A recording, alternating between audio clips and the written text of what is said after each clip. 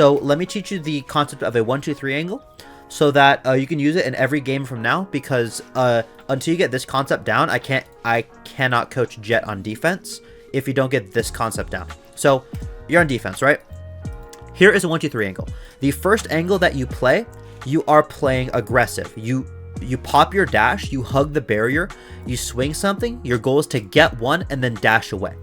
The second angle you play is an aggressive off angle that isn't a one and done. Aggressive off angle that is not a one and done. A perfect example of this were you to be updrafting on top of this box, holding this off angle right here, and if you miss your shot, you just drop back. An aggressive off angle that is not a one and done. Your goal is to get a second kill. Then from here, the third angle you play is very passive. You have to play very, very, very passive back here, or you just fully run back to CT to go with your team. This is how you should be playing Jett on defense every single round, regardless if you have a Sheriff, a Spectre, or a Shorty.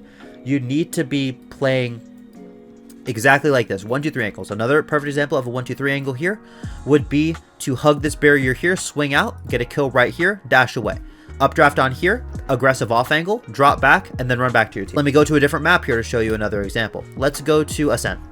Let's go to Ascent. A perfect 1-2-3 angle on Jett for Ascent would be this one right here. You pop your dash, you swing out here, you get a kill, you dash away. Your second angle here is you're going to updraft on top of Generator. You're going to play this aggressive off angle here, and if they start shooting you, you fall back. Your third angle is very passive. You're just going to sit safe behind Generator and wait for your team to flood out and retake. On B, the 1-2-3 angle that I play on B is I swing out here, I get a kill, I dash back to market. I sit in market in front of the smoke here.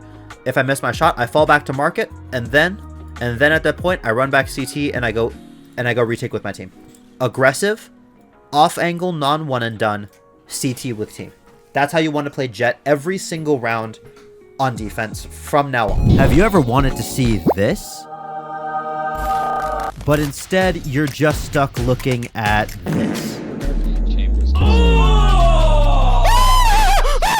Hi, my name is Berate. I'm a Radiant coach, and if you want to get coached absolutely free of charge, join my Discord server, read the VOD submission rules, submit a VOD for me to review, and I will get to it as soon as I can and turn it into a video giving you detailed notes along the way.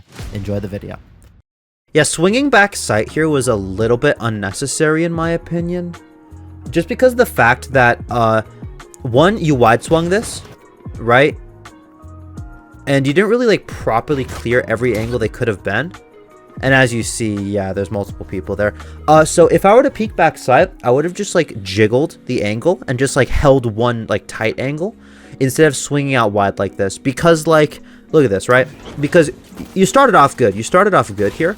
Like right here, I would have stopped right here and just held this. The reason for that is the danger angles here is someone could like just swing from right here, or someone could like swing you from like behind pyramid, right? So right here, there's only one danger angle that you can work for, and like say, like this is like a timeline, and this is the point where you swing, and this is the point where you get a kill. At any point during this, in this scenario, at any point during this, from like right here to right here, they could swing you, and you would tap them, right? Now, look at it from this scenario right here. Once you're out wide like this, the number of danger angles increases by a lot. So there was the guy right here that you saw, but then there's also the guy right here. You've exposed yourself from stairs here as well. And even if they're not peeking you, what's it called? Even if they are not peeking you instantly, if I go back to the timeline here, even if they're not swinging you instantly, they could swing you at any point from here to here. But at this point, there could be a guy swinging you right here and a guy swinging you at this point. And if there's multiple people swinging you at once, you just die. So when swinging this, I like that you're taking the aggressive fight here, and I like that you're taking more space for your team, but definitely don't expose yourself to this many angles at once. Just pick an angle and hold it. Yeah, here is where you kind of like overheated a tiny bit. So look at this. Okay, so at this point in the round, okay, so after you got this kill right here, after I got that kill, what I would do is I would be immediately looking at this part of my screen right here to see, okay, after I got that kill, what's the situation? It's a 4 versus 4, and when it's a 4 versus 4, you want to assume and you want to play like you have the numbers advantage, and you want to be playing for one trades. So right at this point in the round, I would be playing to just handhold one of my teammates just to play for one trades. And good, your guy swings, you swing out to trade him, but if you're paying attention here, it was a 1-for-1 trade. Your neon swings out, the neon dies, but then someone immediately trades the neon. The swing here is completely unnecessary, and you take the fight here and you lose. So you really need to be careful about overheating, because at this point in the round, after you dashed onto site, took the space, and got this kill right here, you've already done your job for the round. Now it's just playing get down Mr. President with the rest of your teammates. So I like that you were going to trade your neon here, but it was a little bit unnecessary. And make sure that you're not going to die while trading your teammate. Make sure that you only trade your teammates if you're not going to die in the process. Yeah, okay. Good aim. You take your time with your shots. That's good. The point where this round kind of went haywire is right, what's it called? The point where the round went haywire is right here. So after you plant the spike, I would have immediately gone and tried to double up with my neon. The reason for that is this neon is kind of up a creek right now, and this neon really needs your help. So after you break that, I would have immediately just jumped backwards and doubled up with my neon there, because the second that your neon dies here, this round is at a colossal disadvantage to you. And if you would have doubled up with your neon there, the round would have been pretty much unlosable. But right now, like, very good clutch, very good aim. You take your time with your shots, like very good usage of the dash. Like obviously you played this clutch very good, but this entire situation could have been avoided if after you planted the spike, you would have just doubled up with your neon. When the numbers advantages are even or in your favor, you always want to opt to play just a handhold one of your teammates and make sure that they don't go without a trade. Because if your teammate gets picked off, then the round's kind of cooked. But like, you are very lucky that you are just better than this gecko, because right now it's just like this whole situation could have been avoided if you would just handheld your teammate. I wouldn't have hopped up here. Now, once the Killjoy ult went down, your really only option there is to play aggressive, get a kill, and break that ultimate. But your routing is where your problems lie, because if I were you in this situation, I would have routed back site without jumping on top. And the reason for that is right now, your goal is to get from point A to point B being the Killjoy ultimate, to break the ult. Because by all means, this ult is very bad by that Killjoy, and it's very easily punishable by you. So right now, your goal is to go from point A to point B as effectively as you can. And right now, by routing, by jumping up on this wall, you've given yourself an opportunity to take a fight here, to take a fight here, and to take a fight here. And you're just exposing yourself from these three angles at once, when this doesn't actually help your goal of getting from this point A to point B here. So I don't know if you didn't have a plan going here and what the idea was, or you just did this by accident. But I'm just assuming here that your goal was to play aggressive and break the Killjoy ultimate. And right now, the way you went about it made this risky. You want to get to this Killjoy ultimate by taking as little fights as you can, preferably no fights, so that you can break the ultimate and then you start picking off the enemy team. Because right now, but jumping up right here, you have essentially said, hello, my name is Jett, I'm jumping up here, please shoot me, and we all see how that went down. So this isn't really something that you can take into your other games, because this is a very niche scenario. But whenever you're trying to get from like point A on a map to point B, and the goal is to get there and not necessarily playing for picks, you want to take the safest route that you can that'll have you taking the least amount of gunfights possible. Because imagine if you would have gone in and broken that Killjoy ult and probably killed the Killjoy along with it, your team probably would have won this round. But because you decided to jump up there and take extra fights that were unnecessary, then that's the thing. And that's like a recurring issue I've seen in this VOD. You're taking a lot of unnecessary gunfights, or you're putting yourself in positions where you're forced to take unnecessary gunfights. Because sometimes gunfights are necessary to win rounds, but then there's the unnecessary gunfights that whether you win or lose them, you have nothing to gain but everything to lose. But yeah, definitely on attack, that's something that you want to keep in mind, is don't take gunfights that are unnecessary. Only take gunfights that will directly lead you to win the round.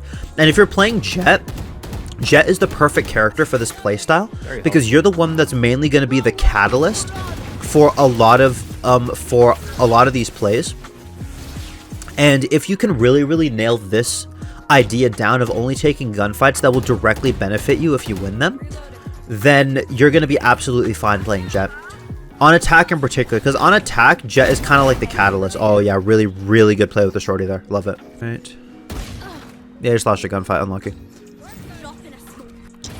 Yeah, these are the fights that I'm fine with because you didn't go into that fight at a colossal disadvantage. You AD swung, your crosshair placement was good. The Gecko was just better. And that's the thing. Those are the fights that you want. Like, if you can chalk up a gunfight to it just being, oh, I suck, then those are the ones that you want. You don't want to be going into gunfights at a colossal disadvantage. You want to be going into gunfights where you're on even terms or better terms and you just lose.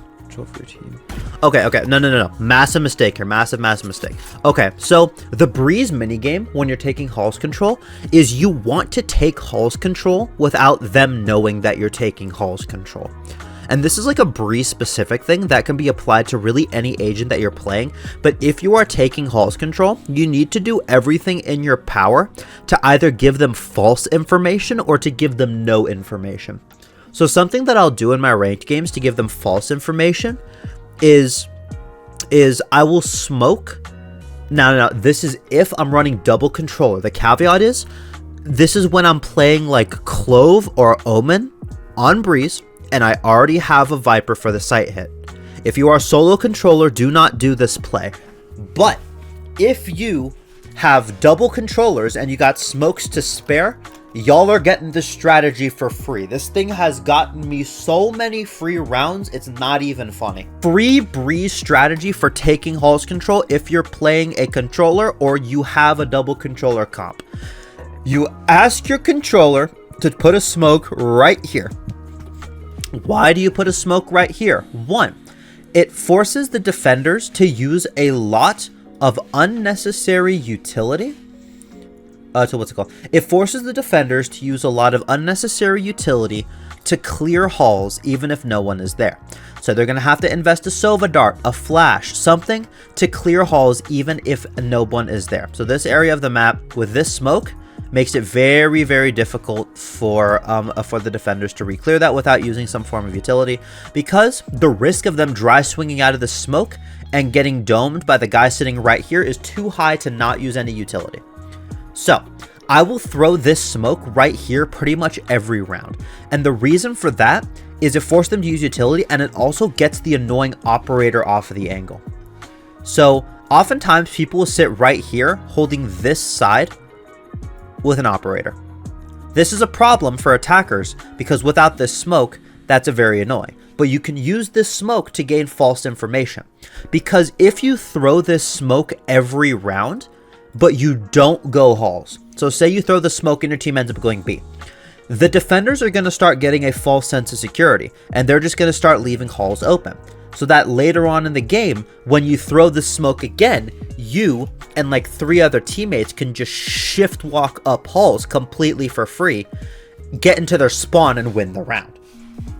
So Hall's control is very important on Breeze, regardless if you're going A, B, mid. Like, Hall's control is probably the single most important part of Breeze, and it's also the most annoying for the defenders to deal with. So that's why Chamber was meta on Breeze for so long, because before the Breeze changes, the barrier was like up here, and Chamber could just put his trip here in halls at the start of the round and deny them all the hall space.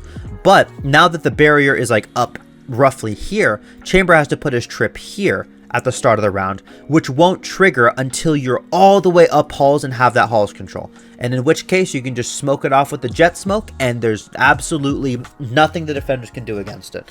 So you always want to be abusing halls control, but the caveat of is that will you be reacting to live stream media after? Absolutely yes. At the end of every stream I will be doing live stream media. Anyways, but that's the thing. Notice how the whole thing with this strategy is you need to deny them information or give them false information. So that's where this is a massive problem for you. By shooting a bunch and pre-firing this, you're pretty much announcing to the defenders, oh diddly darn, there's a guy going halls, and anyone who's played Valorant for even a tiny amount of time knows that if you're on defense and someone is going halls, you're all hands on deck on halls to stop them from taking halls control, because the second they get halls control, you just lose the round. And that's why if you look at high level and professional play, they'll either ban Breeze entirely because of halls, and on the games where they do play on Breeze and Breeze doesn't get banned for some reason, halls control is like priority number one for both sides. How am I supposed to be able to think and make smart decisions if a high pressure environment, things can change quickly? I was contemplating the shorty play for Will and decided to do it. It's a bit of a safe position, so I was able to decide. This is where this is where your game knowledge comes in. When you play the game enough and you study the game enough, either watching professional play, studying how maps work, VOD reviewing yourself, or looking at like a professional ranked VODs, you sort of start to get a feel of how to play certain maps at a high level. So that when you are in a game, you don't have to think, is this a good decision? You just know, oh, this is the good decision. So it's kind of like when scenario A pops up, you're gonna do response B, because every time A happens, B is the most optimal. The perfect example is this halls control. Anytime the attackers give up information that they're going halls, the most optimal result is to go B, make sure to re-clear halls, use utility, and stop the attackers from taking halls. So the more you play the game, the more you'll start to realize these just these A, B things. When scenario A happens, B is the optimal result. And this can actually be very, very well illustrated with chess. Hold up. Chess.com analysis board. So if I am playing black, right? If I could, how do I rotate the board? There we go. So if I'm playing black and my opponent whips out this garbage, right? Immediately, I know that because situation A happened, the best move is to, what's it called? The best move is to play this, right? Because it kicks out the queen, but it also stops them from doing this move right here, in which case, you know, whatever the heck. You get the idea. No. Wait, it's this move right here. Or something. I don't know. It's been a while since I played chess. Either way, when situation A happens, there's always an optimal move. And the way to learn this, and the way to stop stressing in those stressful environments, is just to really ingrain in your head that if situation A happens, then I should do situation B. Coming up with stuff on the fly will also be a lot easier if you have it, because oftentimes, even though it won't be like a one-for-one scenario, you'll say, hey, this similar is very similar to this other scenario I was in a week ago where I did this and it worked. I'll do the same thing again, or something similar. So also coming up with stuff on the fly will be a lot easier as well. If you start to make those intentional mental connections of, if I do this, this is optimal. If I do A, B is optimal. Hey you, if you made it to the end of the video, make sure to subscribe to Berate, or I will take your Valorant elo.